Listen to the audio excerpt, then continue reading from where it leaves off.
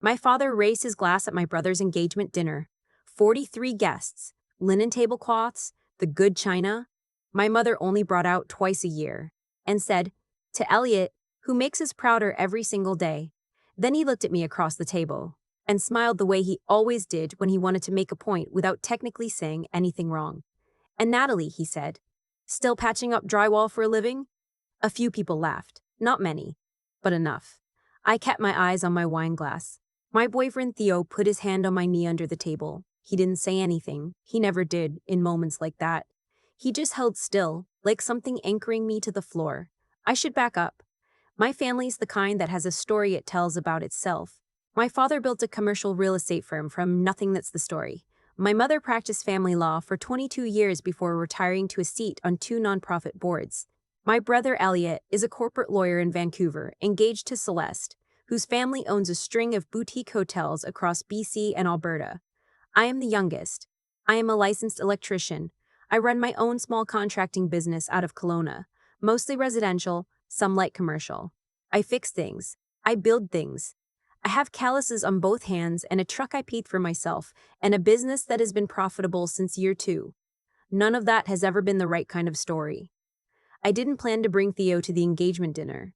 He offered, and I hesitated, and then I said yes, because I was tired of showing up alone and fielding questions about why I was still single at 31.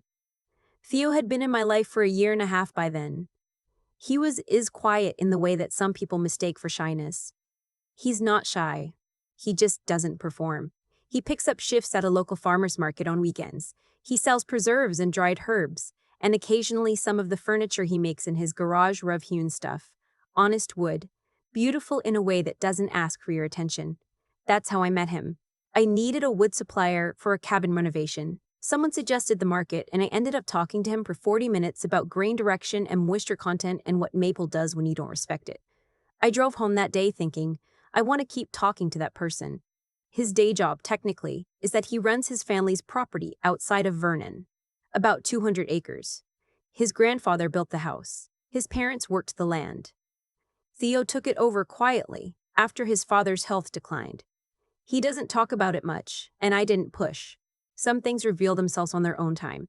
At the engagement dinner, my father didn't know any of that. He knew I'd brought someone, and he knew that someone worked at a farmer's market because I'd made the mistake of mentioning it to my mother on the phone the week before, who told my father, who clearly filed it under further evidence. The comment about the drywall was a warm-up. I knew that tone. By the time we got to the main course cedar plank salmon, because my mother had catered this from a restaurant in West Kelowna that she'd been trying to get a reservation at for 3 years, my father had moved on to Elliot's upcoming partnership track, and whether Celeste's family was planning to expand into the Okanagan market, and I thought, maybe that's it. Maybe we got through it. Then Celeste's father, a man named Gordon, leaned forward from his end of the table and said, "So, Theo, Natalie says you're in agriculture?" Theo nodded. "More or less. What kind of operation? Family property? Mixed? Orchard, some livestock, a bit of market gardening?" Gordon tilted his head. "Whereabouts?" "Outside Vernon. North End." Something shifted in Gordon's face. Not dramatically. Just a small recalibration, like something had clicked into place, but he wasn't sure yet. "What's the property called?"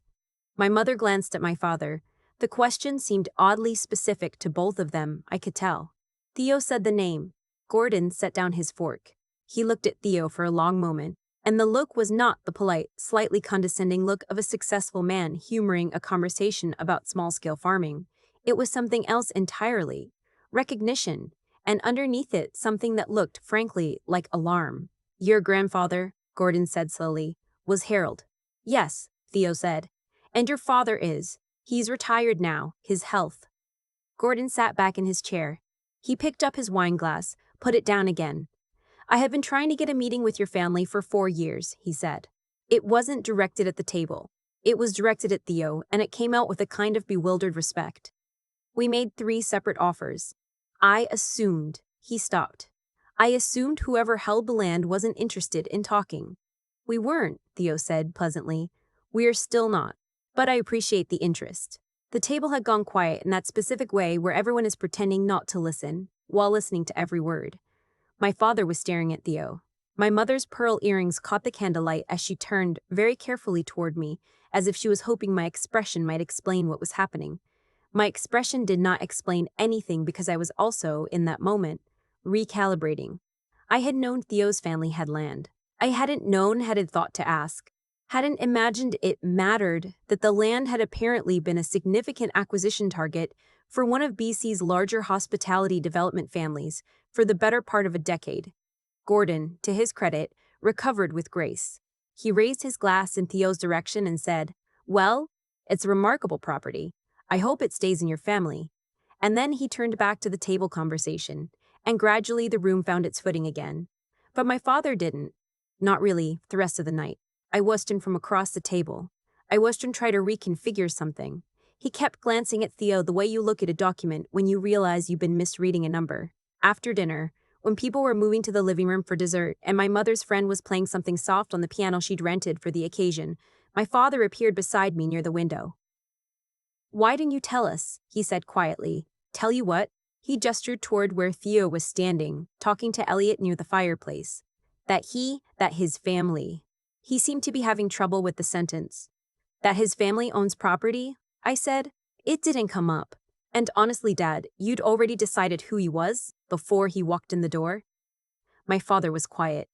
"You asked me, in front of 43 people, if I was still patching drywall for a living," I said. "And you said it like it was something to be embarrassed about." He opened his mouth. "I'm not," I said. "I'm not embarrassed about what I do. I built something. It's mine. And Theo's family built something too. But you didn't ask him a single question at dinner until Gordon did. You had already decided." I went to find Theo. On the drive home, I didn't say much. Theo drove. He always drove when I was processing something. He figured it out early and never made a thing of it. "How long have you known Gordon Caldwell wanted your land?" I asked finally. "Since I was about 24, he said. "First offer came when my dad was sick and we were trying to figure out what to do. It was a lot of money." He paused. "But it was my grandfather's house. There are apple trees my grandfather planted. I'm not selling apple trees." I looked out the window at the highway lights. "You could have told me," I said. "I know." He was quiet a moment. "People act different when they know things like that. Even people you trust. I wanted you to just know me first." I thought about that for a long time, about how he'd shown up to that dinner in a jacket he'd ironed himself, and sat quietly while my father made a joke at my expense, and said please and thank you, and held the door and hadn't said a single word to position himself. He'd just answered Gordon's questions truthfully when they came. I thought about what it said that I had loved him before I knew, and what it said that I would have loved him the same way after. The call came from my mother 3 days later. She wanted to have lunch, just the two of us, somewhere neutral.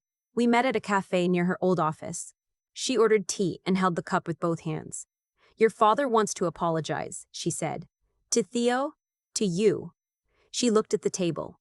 "And to Theo." "Okay," I said. "He didn't." She stopped. "He grew up in a certain world, Natalie. That's not an excuse.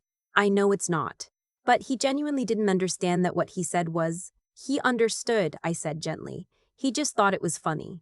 She didn't argue with that. That was the moment I respected her most in a long time. "I defended what you do," she said. "After Denter. When he started making sense of everything, I told him that he'd been doing this for years, and that the Gordon thing didn't change anything about whether he owed you an apology." She looked up at me. "He agreed, eventually." "Is that why he's apologizing?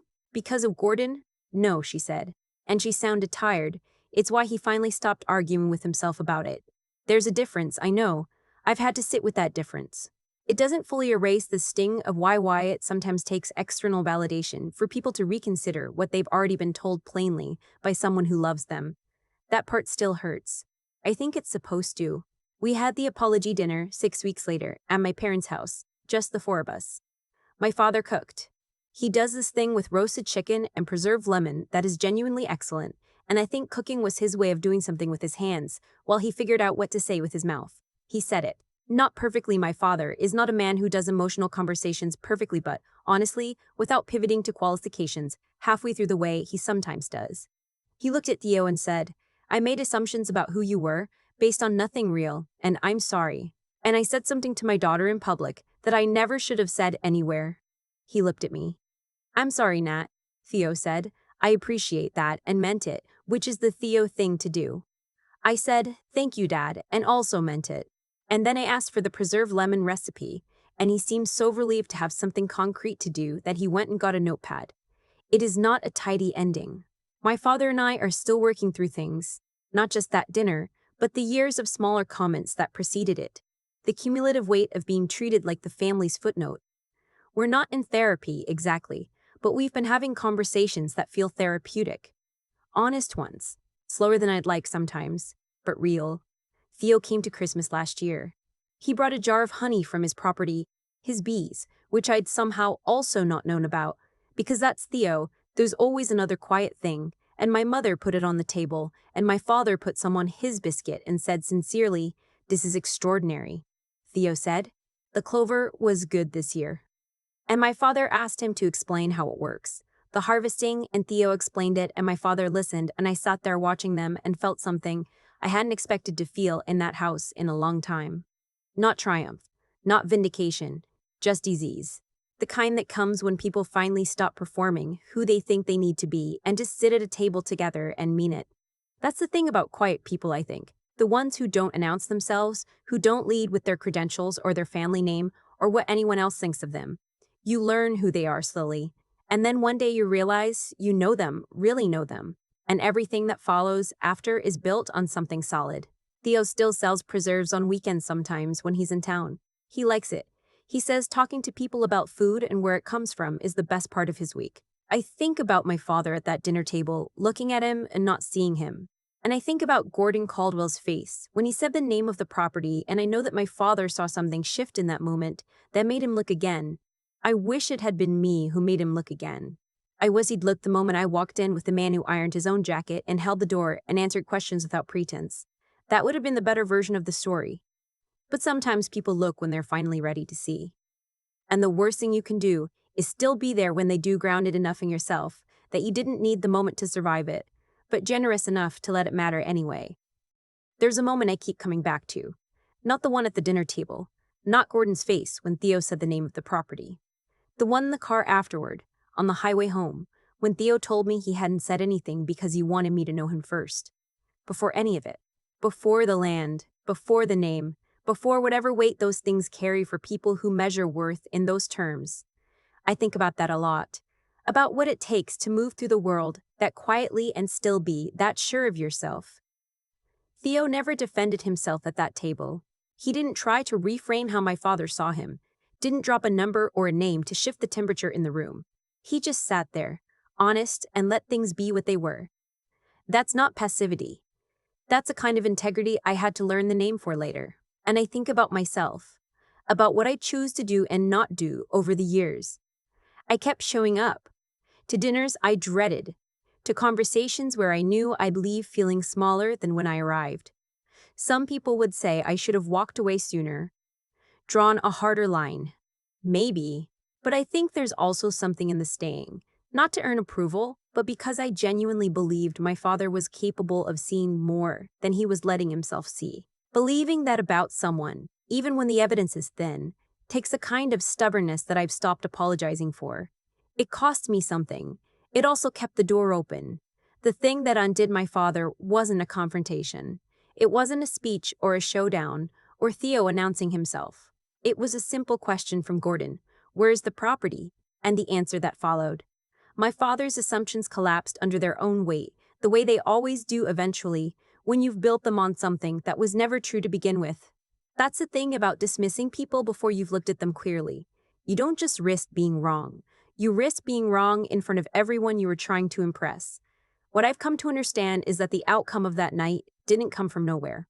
It came from years of Theo doing his work honestly, quietly, without needing anyone to notice. It came from me building something real with my hands and not letting anyone's doubt talk me out of calling it mine. And it came, slowly, imperfectly, from my father being willing to sit with the discomfort of having been wrong and do something about it anyway. That last part matters. It would have been easier for him to rationalize it. He didn't. I'm not sure I have a clean lesson to offer. Life doesn't really work that way. What I have is this. The people who tend to come out okay are the ones who keep their word to themselves, even when it's inconvenient, who stay curious about the world instead of just defending their position in it, and who don't fold when things get hard. Not because they're tough, but because they know what they're standing on. Theo knows what he's standing on. 200 acres of it. His grandfather's apple trees, his own quiet conviction. I'm still learning mine, but I think I'm getting there.